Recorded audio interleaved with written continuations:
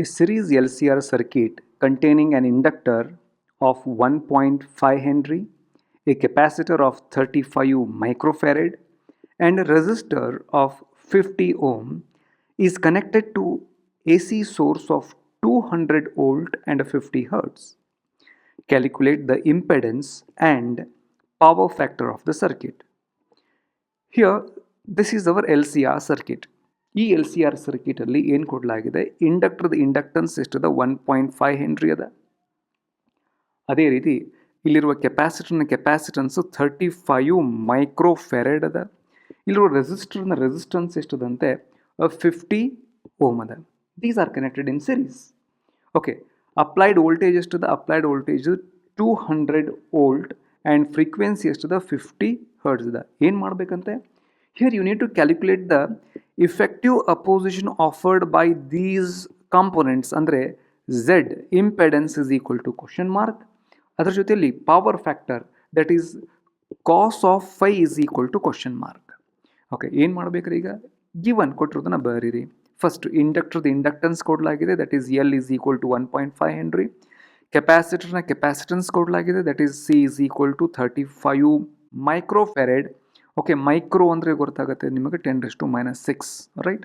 ಅದೇ ರೀತಿ ರೆಸಿಸ್ಟರ್ನ ರೆಸಿಸ್ಟೆನ್ಸ್ ಕೊಡಲಾಗಿದೆ, that is 50 ohm. And A C source ಏನದ ಅದರದ್ದು ವೋಲ್ಟೇಜ್ 200 ವೋಲ್ಟ್, ಫ್ರೀಕ್ವೆನ್ಸಿ 50 ಹರ್ಟ್ಸ್ ಅದ. That is VRMS is equal to 200 volt and frequency ಎಷ್ಟದ? 50 ಹರ್ಟ್ಸ್.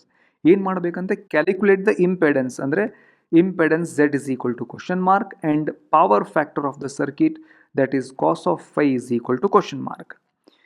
ಈಗ ಫಸ್ಟು ಇಂಪೆಡೆನ್ಸ್ ಫಾರ್ಮುಲಾ ಗೊತ್ತಿರಬೇಕು. Impedance is equal to that Z is equals to square root of R square plus XL minus XC whole square. Okay, XL ಅಂದರೆ ಏನು ರೀ ಅರ್ಥ? XL ಅಂದರೆ ಇಲ್ಲೇ inductive reactance ಅಂತ ಅರ್ಥ. ಓಕೆ, ಇಂಡಕ್ಟಿವ್ ರಿಯಾಕ್ಟನ್ಸ್ ಫಾರ್ಮುಲಾ ಏನು? Inductive reactance XL is equal to 2 into pi into F into L, 2 pi FL.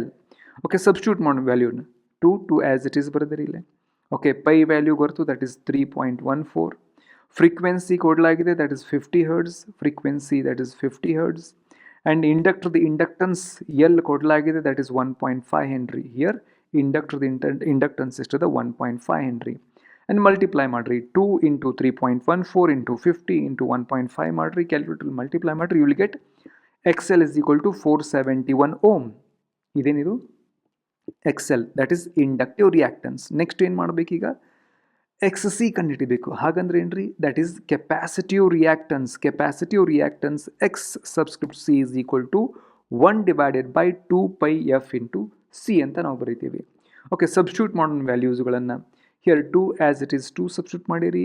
Pi ಅಂದರೆ ಗೊತ್ತು 3.14. ಫ್ರೀಕ್ವೆನ್ಸಿ ಗೊತ್ತು, ದಟ್ ಈಸ್ 50 ಹರ್ಡ್ಸ್ ಕೊಡಲಾಗಿದೆ. ಫ್ರೀಕ್ವೆನ್ಸಿ ಎಷ್ಟದ?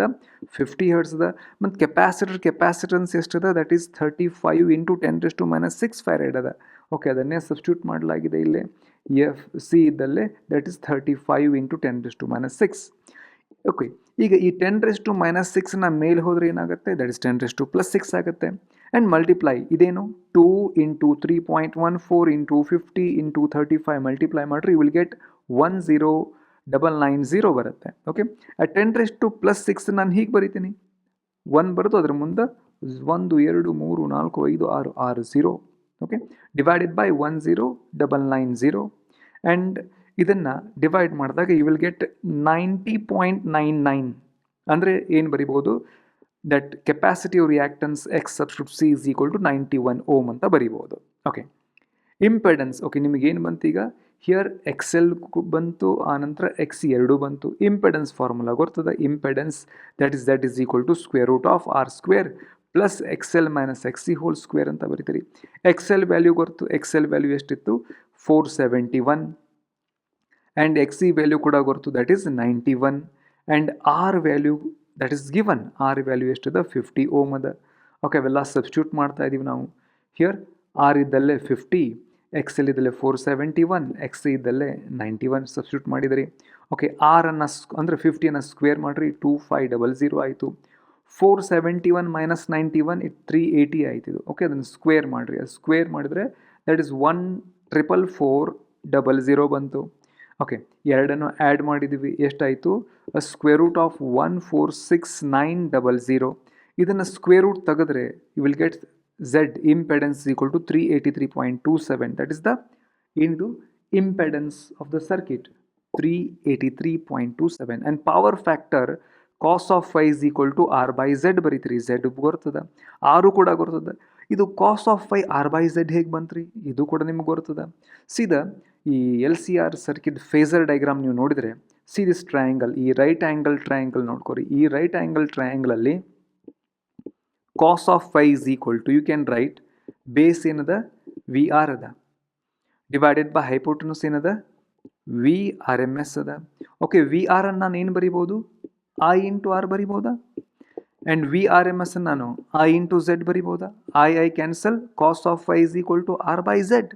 ಅದನ್ನೇ ಬರ್ದಿವಿಲ್ಲಿ, ಕಾಸ್ of phi is equal to R by z. R value ಗೊತ್ತು 50 ohm ಅದ.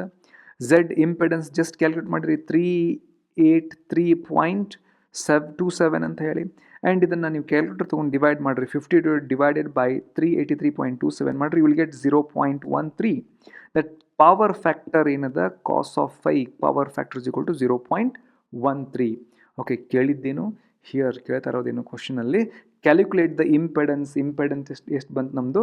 That is impedance Z is equals to 383.27 ohm. And power factor ಎಷ್ಟು ಬಂತು? Power factor cos of phi is equal to 0.13.